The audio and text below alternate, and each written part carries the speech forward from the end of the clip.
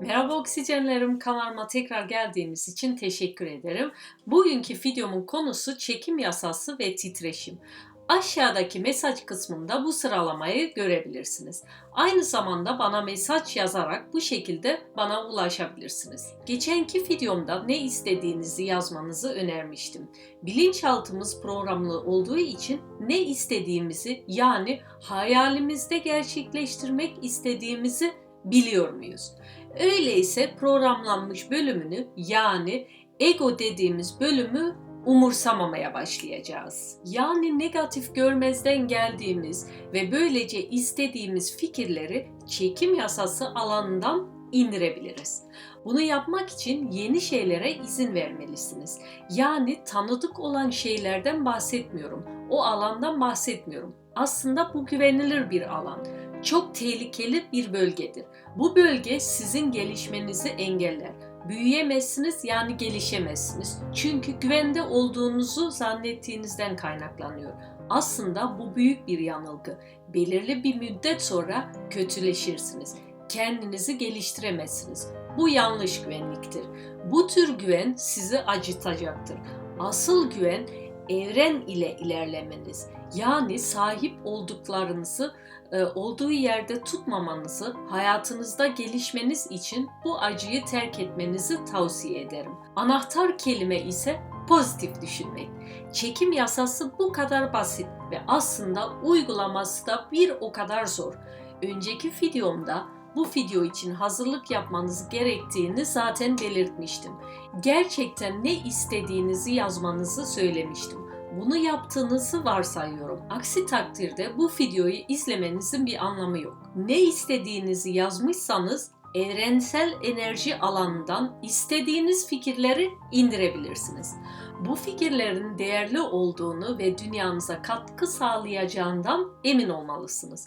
Birçok insan hayal kurmaktan korkar. Çünkü bilinçaltı düşüncemizin %95'ini kapsıyor. Yani bu sizin tavırlarınızı belirliyor ve bunun farkında değilseniz işte o gerçeklik çok korkutucu ve endişelenmeniz gerektiğini bilmelisiniz. Yani programımız bilinçaltımızda. Örnek verecek olursam, siz bir fikir üretmeden önce bu program tarafından hemen engellenir. Korku hissetmeniz normal olduğundan emin olun. Korku hissetmeniz egonuzdan kaynaklanıyor. Bilinçaltımızın verdiği sebepler, mazeriyetler, eski üzüntüler, bunu ailenizden, çevrenizden, okuldan, o ortamın verdiği eğitimden, tecrübeden kaynaklanır.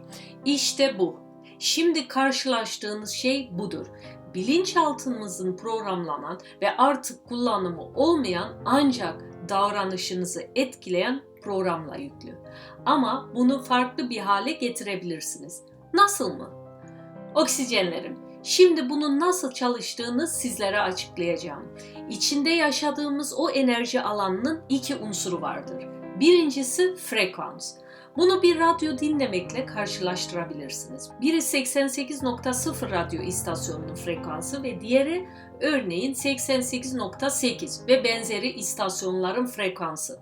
Birinin başka birinin frekansına gelmemesi çok mantıklı. Kuantum fiziği frekansı da aynı şekilde çalışıyor. Pozitif düşünürseniz pozitif frekansı çekersiniz. Negatif düşünürseniz negatif frekansı çekersiniz.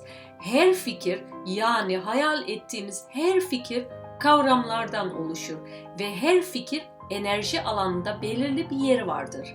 Bilimde buna frekans denir. Kolay değil ama yeni fikre izin verirseniz size yeni ufuklar açacaktır. Şimdi birçok izleyen oksijenler şunu söylediğini duyuyorum. Çok yaşlıyım, bunu nasıl yapacağım, veya çok gencim, hiç tecrübem yok, diplomam yok, param yok, zamanım yok, deneyimim yok, engelliyim vesaire. Düşünce şeklimizin farkına varmamız için başlangıçtır. Düşünce şekli nasıl çalışır? Düşünce şekillerinde her zaman ikilik vardır. Hayal ettiğimiz ve bilinçaltımız.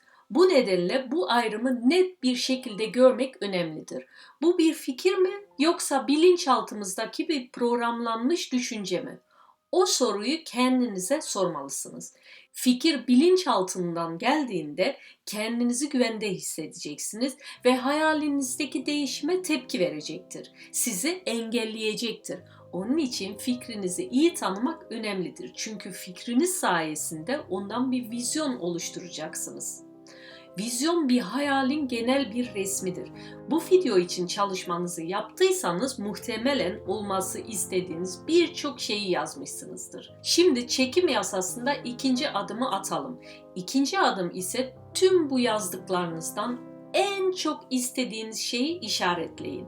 Yani başka deyimle tam olarak ne istediğinizi yazın ve bilin. Bunu yaptıktan sonra bilinçaltınız hemen sizi kandırmaya çalışacaktır. Yani şöyle, fikrinizin doğru olmadığı ve güvende olduğunuz, fikrinize inanmamanızı ve her türlü mazeriyeti size sunacaktır.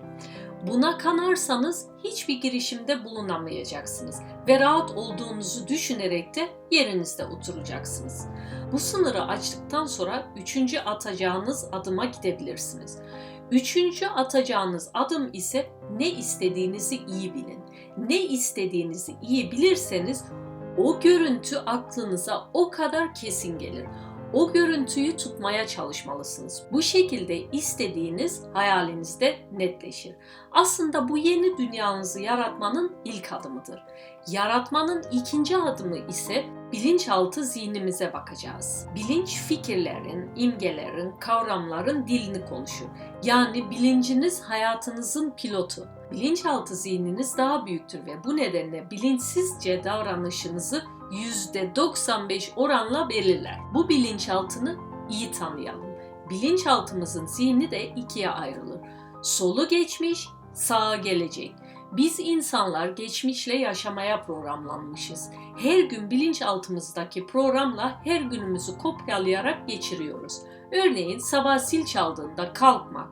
Bu süreçte ama işe ama okula gidiyorsunuz. Yaptığınız her şeyi aynı şekilde yaparsınız. Aynı şekilde yataktan kalkarsınız, aynı şekilde dişlerinizi fırçalarsınız, aynı şekilde duş yaparsınız. Bunu her gün, günler, haftalar, yıllar boyunca aynı şekilde yaparsınız.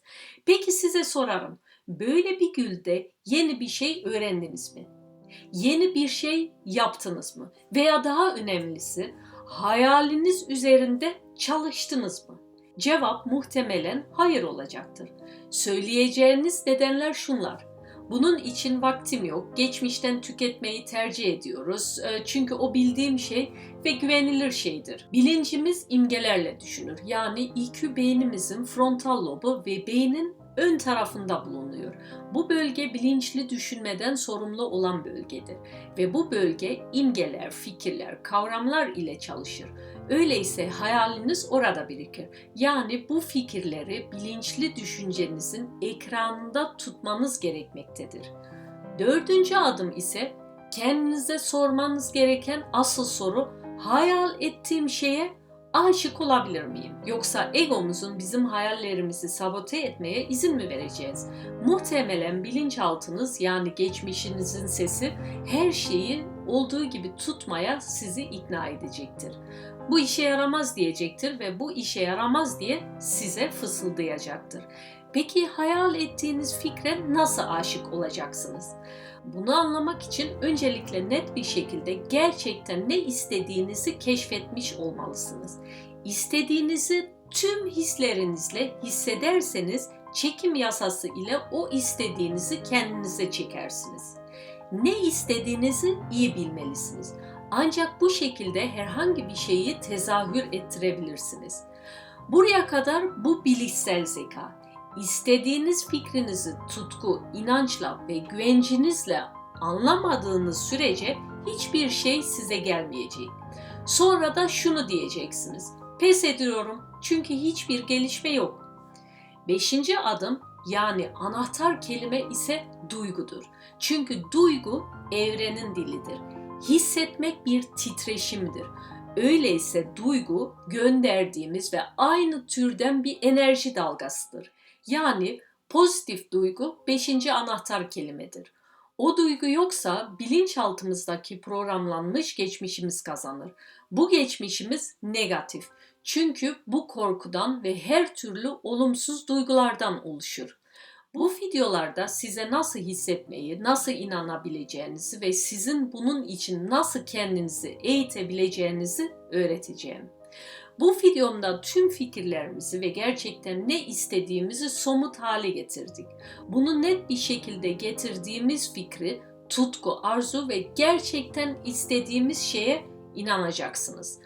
Bunun nasıl bir his olduğunu önümüzdeki pazar öğreneceğiz. Şimdi net olarak yazdığınız fikri bir hafta boyunca tutkuyla, inançla, arzuyla hissedin.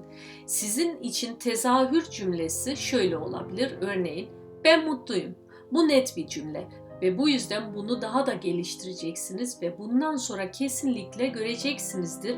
Hayatınızda bir değişim başlayacak. Çünkü bu çekim yasasıdır. Yani titreşim ve frekansın kanunudur. Bu yasaya dikkat edin. Çünkü olumsuz düşünceler içinde aynı yasa geçerlidir ve bu nedenle olumsuz düşünceler üzerinde çok takılmayın. Gelecek haftaki video için hazırlığınızı iyi yapın. Net bir şekilde yazdığınız fikrinizi tezahür edin. Her gün, her an aklınıza geldiğinde onu düşünün. İşte zor kısmı bu. Çünkü insanlar sanki bir sihirmiş gibi hemen olmasını ister. Ama beynimiz ve kalbimiz ve evrenin birbirleriyle bağlantılı olması bu tüm yaptıklarınızı gerçekleşmesini sağlayacaktır. Bu hafta boyunca sorularınız olursa aşağıdaki mesaj kısmından veya e-posta ile bana ulaşabilirsiniz. Değerli oksijenlerim, bu videomun da sonuna geldik.